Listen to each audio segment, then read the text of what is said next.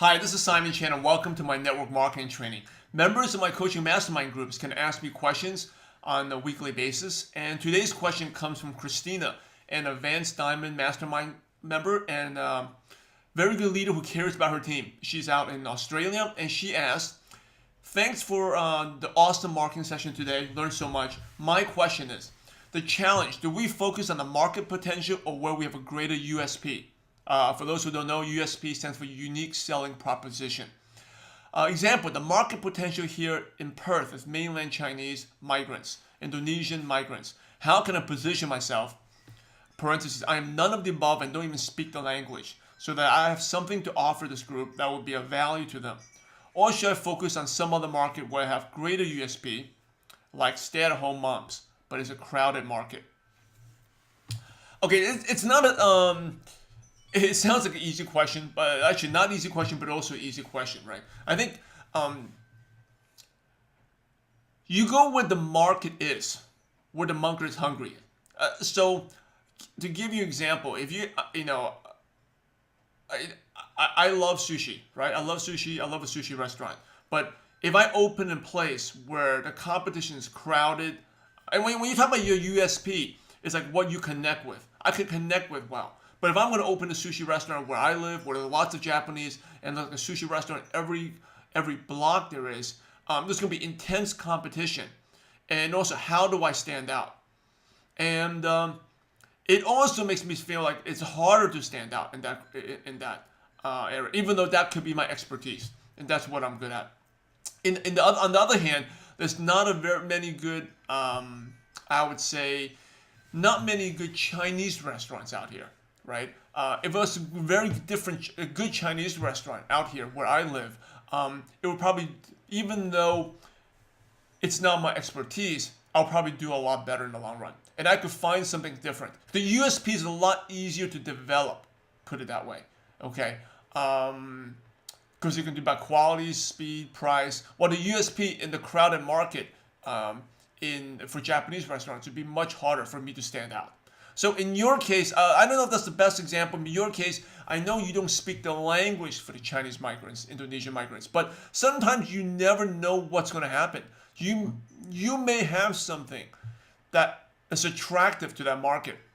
You definitely have to go for that market instead of the stay-at-home moms. A couple of reasons why. Number one, you said the stay-at-home moms is crowded, right?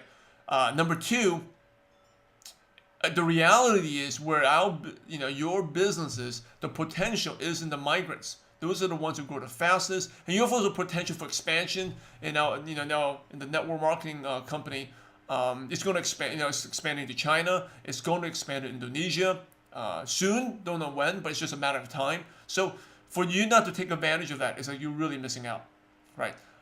So the potential for growth is out there, and I know you see that already, but how you position yourself sometimes is not easy right now, but you would find out more later on.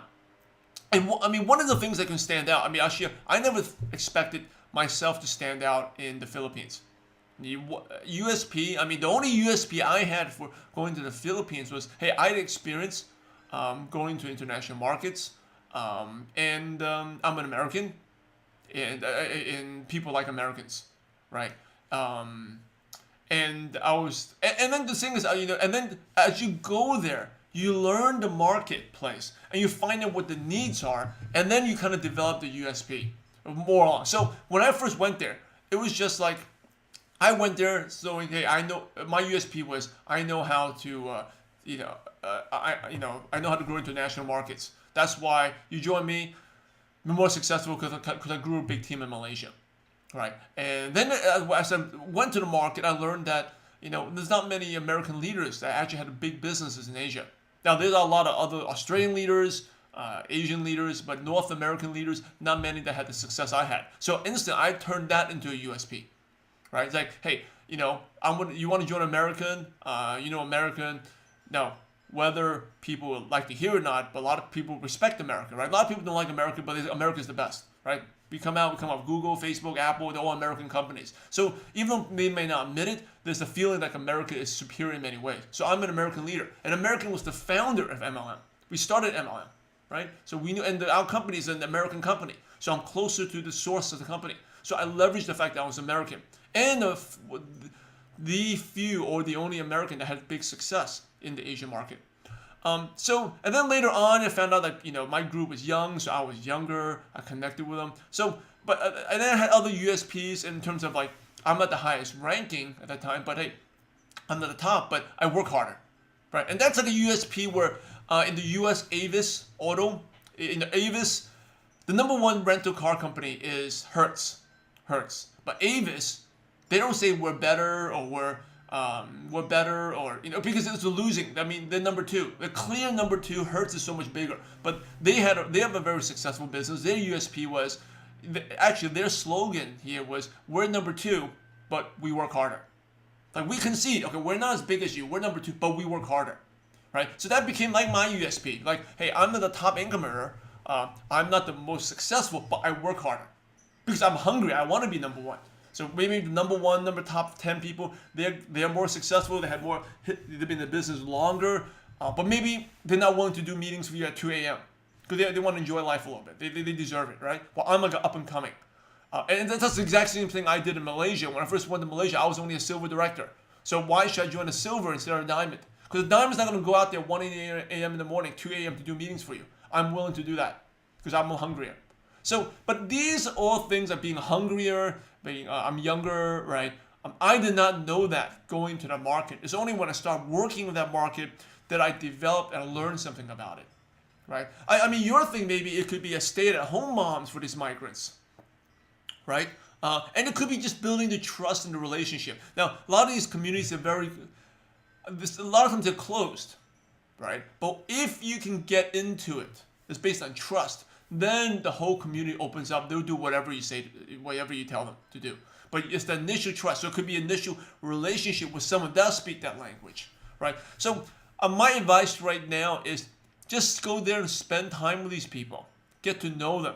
Learn. Maybe, all you need is one or two people, maybe just one person that does speak English. You don't even need to speak the language. But they respect you because you're caring. I mean, I know you're a very caring woman. You care a lot about your team, invest in your team. You have a global business. That's another advantage, right? So for example, you're Indonesian.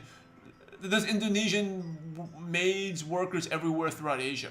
But you have people in different markets already, right? You have people like in Singapore, different countries, Australia, whatever, Malaysia, everywhere, right? So you guys should have a team that can support these people. So I would go. So instead of you're probably stuck. Just take a lot of times these things. You just take action and do it. Go out there, work in that markets, and then you discover that USP. Maybe it will come out. And like I said, I did a lot of the things I knew, but I worked harder. Or like I'm younger. I was one of the Americans. I didn't even think America. To me, being American is not that big a deal when I first went there. But only when I start investing in that market that I realized, like for example, the Philippine market, being American is a much bigger deal than from Malaysia, right? Now, I never knew that until I went out there and spent time there because, of course, Philippines was American colony. And I also realized the NBA, my basketball experience, my basketball background was a huge USP in the Philippines. But it was not in Malaysia because Malaysians don't follow the NBA. They follow football. In the Philippines, they're huge into NBA. Now, they're more into NBA than the Americans, all because of the American colonization, the whole history behind that. So my advice, Christina, just go there and go out there and spend time in that market, learn more. And I think you're on the right track. You know what the potential is. Slowly, and you can combine them, like I said, because stay-at-home moms for Indonesians, migrants, right? But as you spend time there, your USP, your benefits, and how you can work that market, how you can provide value, that will come later on. All right. So think a little bit more about it. You can reply back. I think it's an exciting market for you. If I was wearing your shoes, that's what I'll be going. All right, Christina. Hope this is helpful for everyone else. We're talking about marketing, unique selling proposition. What makes you unique? What makes you stand out? Because we are always branding ourselves. You got to think about it. Doesn't matter. First, choose your market. Right? For Christina here, she's choosing her market, determine which market to go into. And once you decide the market, find unique ways where you can stand out so people be attracted to you and want to do what you are doing. And when that happens, this prospecting becomes so easy. All right, everyone, this is Simon Chan. Thank you for watching, and I'll see you guys next time. Take care.